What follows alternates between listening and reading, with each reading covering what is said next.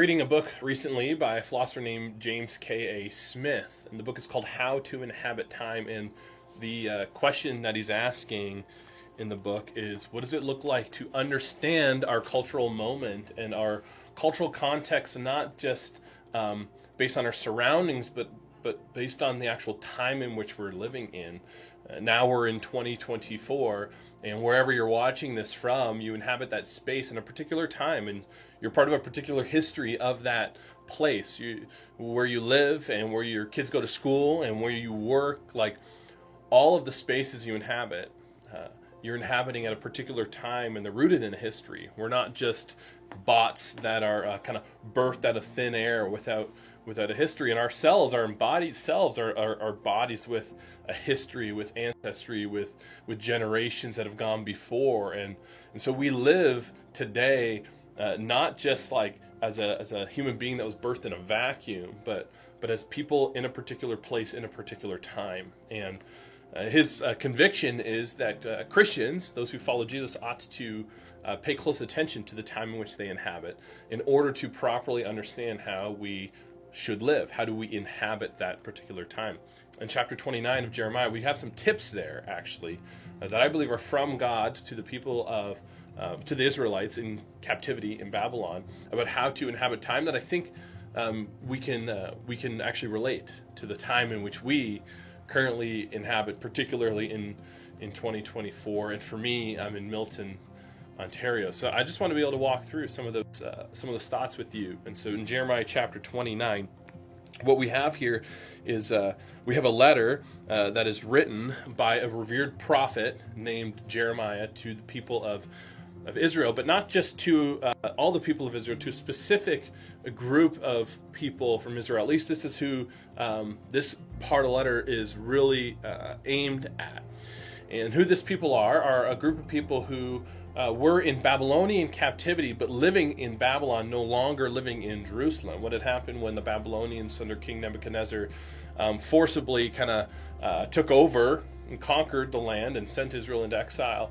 Instead of leaving the key leaders and the skilled tradesmen, the artists, the thinkers in Jerusalem to, come up with coups and cause all sorts of trouble, they actually took them out of their place and brought them to Babylon in order to hopefully indoctrinate them. Now, the goal was to inculturate them, indoctrinate them, so they could send them back to Jerusalem, and they would be more Babylonian than Israelite, and therefore be able to control the people and the masses. So he took the key leaders and the influencers away from their land so that he could send them back and do that.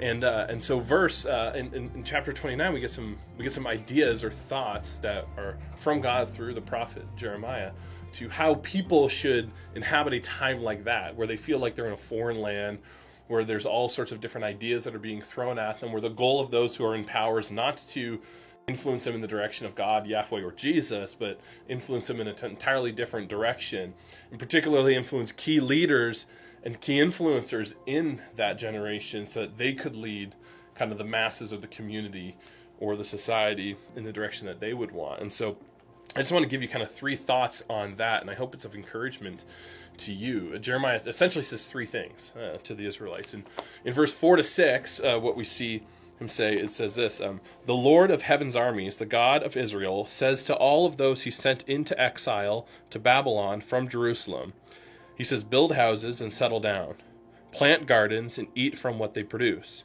marry and have sons and daughters, find wives for your sons, and allow your daughters to get married so that they too can have sons and daughters. Grow in number, do not dwindle away. Work to see that the city where I sent you as exiles enjoys peace and prosperity, and pray to the Lord for it. For as it prospers, you too will prosper.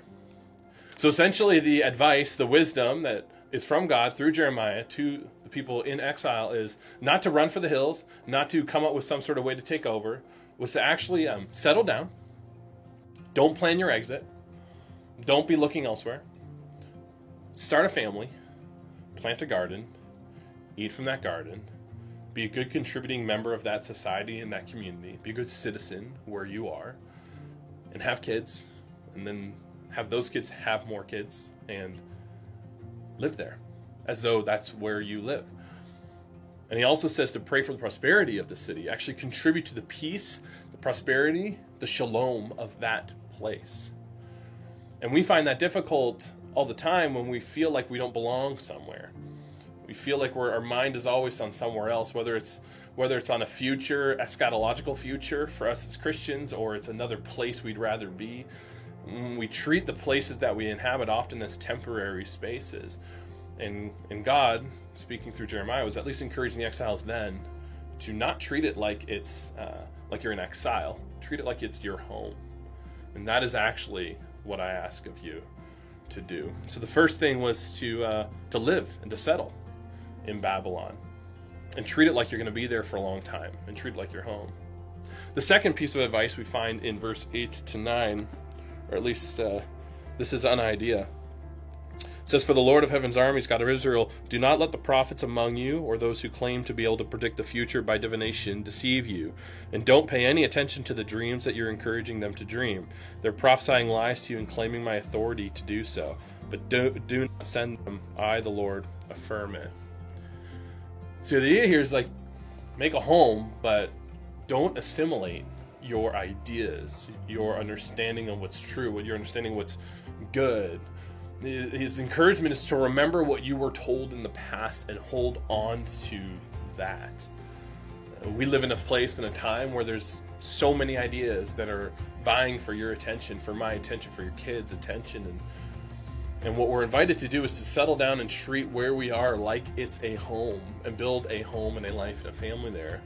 But to not forget what's right, not forget what's true, not forget what's good. And be very cautious about the language was divinizers, but really just the influencers and the thought leaders and the ideas they're trying to enculturate you and I with. So be very, very cautious about those. Pay attention to those. And remember your first love. Remember what's true. Remember what's right. So resist indoctrination. Resist the temptation to give in to the ideological time, or the ideology that leads the day and the age in which we live. And then the third thing, in verse 7, we see it says, "Work to see that the city where I sent you as exiles enjoys peace and prosperity." We were there earlier. Don't be contemptuous. Don't be selfish. Don't be disdainful. Don't be problematic. Live into selfless love there in the way that you would live into selfless love at home. The idea is that the people of God, wherever we are, at whatever time we inhabit, we are called to bring the shalom, peace of God, the goodness of God, the grace and mercy and love of God to that place. And to live out love, whether we feel like it's our home or it's not. And so in other words, to sum it up, the idea here is when you feel like you're in exile, when you feel like somewhere maybe isn't your home, God's encouragement, at least to them, and I think it's also for us when we have that feeling, is to actually make the space and the time our home. Have our heart planted and rooted in that place and in that time. Don't treat where you are like you're a tourist heading somewhere else for some sort of future. I think the encouragement is to live here and to live there and to be present, to be fully present. The New Testament has this idea, we see it in Acts, that it's as if like wherever we are, God has us there for a particular reason at a particular time. And so maybe the invitation is to start seeing wherever we are, whether it's in our workplace, whether it's in our home, whether it's our kids' school that they're involved in, whether it's the church that we're a part of, to see it as somewhere God has put us. And live into the invitation that he has for us here and there, in that time and in that space, rather than looking elsewhere. I hope today that's an encouragement to you. I hope today that relieves an angst and a stress. Regardless of the situation you may find yourself in, there's a lot of freedom found in the boundary of where we are and when we are. And I think if we can find God anywhere, we can actually find him in exactly where we are, wherever we are. His presence is with us as we turn to him. And we seek to live out his will and his ways and build his kingdom wherever and whenever we are.